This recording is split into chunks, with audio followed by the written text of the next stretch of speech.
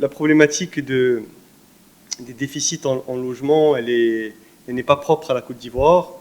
C'est un phénomène que nous retrouvons dans beaucoup de pays de la sous-région. Dans son élan de contribuer à pallier aux problèmes de logement en Afrique de l'Ouest, le groupe Al-Husseiniya, à travers sa filiale Mifta, a participé à la réalisation d'un vaste programme de construction de 1000 logements au Sénégal. Quels ont été les principaux facteurs du succès de cet ambitieux projet? Le directeur général du groupe explique. Notre développement au Sénégal a d'abord et avant tout été guidé par l'écoute du consommateur.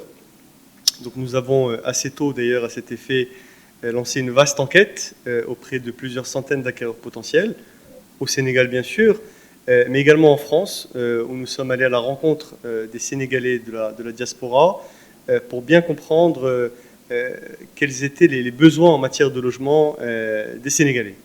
Et donc il était absolument impératif pour nous de ne pas simplement transposer au Sénégal les produits que nous développons avec succès au Maroc depuis de nombreuses années, mais plutôt de nous adapter aux besoins des Sénégalais. Et nous avons par exemple, c'est un exemple parmi d'autres, conçu notre projet autour d'un parc central de 8500 m2 qui fait la part belle à la pratique sportive et aux aires de jeu pour les enfants. Et nous l'avons fait pour faire écho justement à ce besoin qui a été fortement exprimé des Sénégalais que nous avons interrogés de renouer avec la nature. Alors on peut le comprendre parce que dans la mesure où, comme vous le savez, Dakar est une presqu'île, elle concentre à elle seule 25% de la population sénégalaise, alors qu'elle occupe à peine 0,3% du territoire. Et donc effectivement, dans ce cadre-là, les espaces verts peuvent venir à manquer.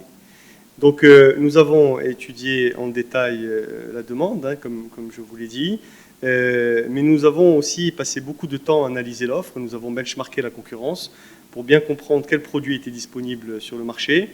Et c'est justement cette confrontation entre les besoins qui nous ont été exprimés et l'offre disponible sur le marché qui nous a permis de concevoir un produit qui, à la fois, répond aux besoins de la population sénégalaise, mais également se différencie des produits disponibles sur le marché sous certains aspects. Désormais, à la conquête du marché ivoirien, les défis pour son expansion sont énormes, certes, notamment en termes de réglementation et de concurrence. Cependant, le groupe ne tarit pas de stratégie pour les anticiper afin de les surmonter. La perspective du marché immobilier ivoirien est prometteuse, mais comme vous l'avez dit, n'est pas sans défi.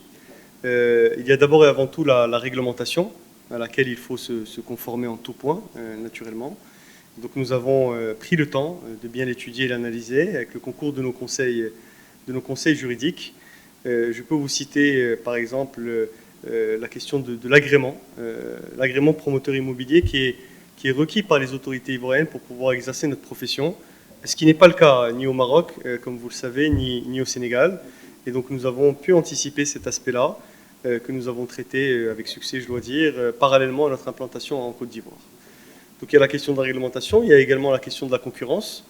Ce qu'il faut savoir, c'est qu'en Côte d'Ivoire, l'intensité concurrentielle est forte, avec un nombre important d'entreprises actives sur le marché.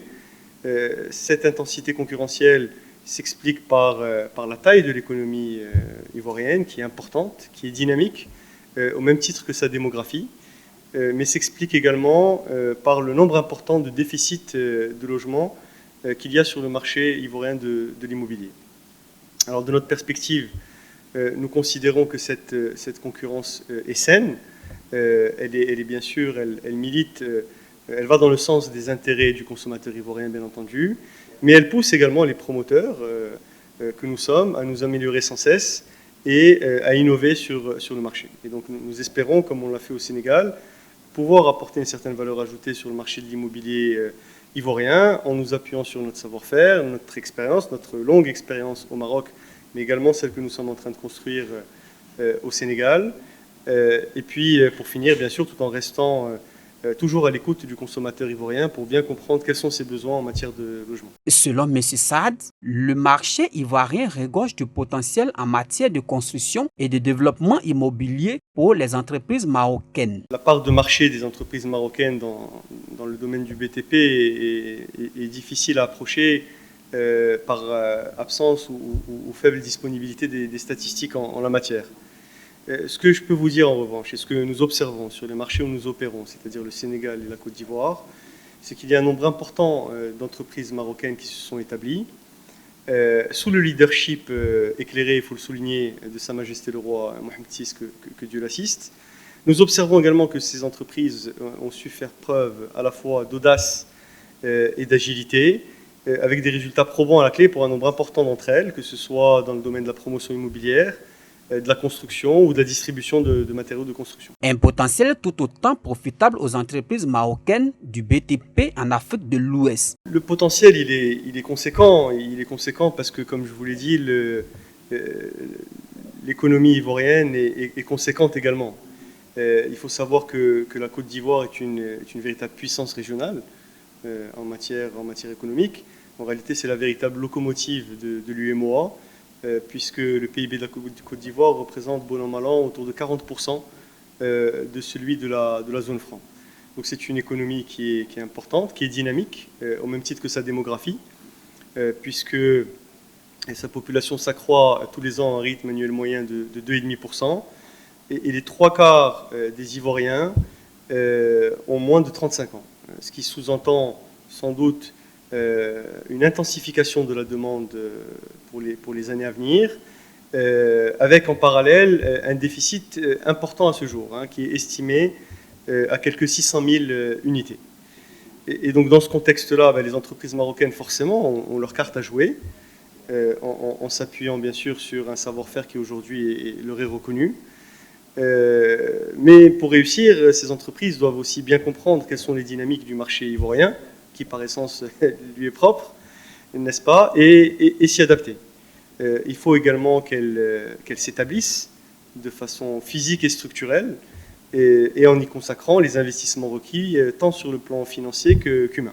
Dans l'optique de favoriser un développement économique et la mutualisation des expertises dans le secteur, il est nécessaire de promouvoir la collaboration et le partenariat entre les entreprises marocaines du BTP et les entreprises locales en Côte d'Ivoire. La mise à contribution de l'écosystème ivoirien est fondamentale pour nous. C'est une véritable coopération sud-sud, en tout cas nous la considérons sous cet angle, que nous mettons en place dès les phases amont, dès les phases de conception de nos projets, puisque nos architectes marocains travaillent main dans la main avec leurs homologues ivoiriens, et il en est de même pour nos bureaux d'études au Maroc, qui travaillent en étroite collaboration avec nos bureaux d'études ici ivoiriens. Et donc cette construction de binômes binationaux, j'allais dire, est un facteur clé de succès, parce qu'elle permet finalement de confronter notre savoir-faire aux réalités du terrain localement ici en Côte d'Ivoire, mais également, il faut le souligner, à l'expertise des équipes ivoiriennes, qui est de très bonne facture. En ce qui concerne la construction en elle-même, nous nous apprêtons à lancer un appel d'offres, et nous consulterons à ce sujet, bien entendu, des entreprises ivoiriennes, également des entreprises marocaines et étrangères de façon générale, pour mettre à la disposition de notre projet la meilleure expertise disponible. Mais je voudrais vous dire que quelle que soit finalement l'entreprise retenue, celle-ci fera appel forcément à des sous-traitants locaux pour la conduite des travaux. Et c'est en ce sens qu'à notre modeste échelle, nous contribuerons au renforcement des capacités, au transfert des compétences et à la création de l'emploi là où nous opérons. La problématique des déficits en logement, elle n'est pas propre à la Côte d'Ivoire. C'est un phénomène que nous retrouvons dans beaucoup de pays de la sous-région. Que nous avions, et on est en train de réussir à venir à bout de cette problématique au Maroc, grâce notamment à l'intervention de l'État, qui a été vraiment décisive dans ce domaine. Ce que je peux vous dire, c'est qu'en Côte d'Ivoire, nous considérons que les autorités ont fait leur part du travail et qu'aujourd'hui, elles ont mis en place les conditions nécessaires pour que des opérateurs privés, tels que nous, puissent prendre le relais et fassent leur part du travail.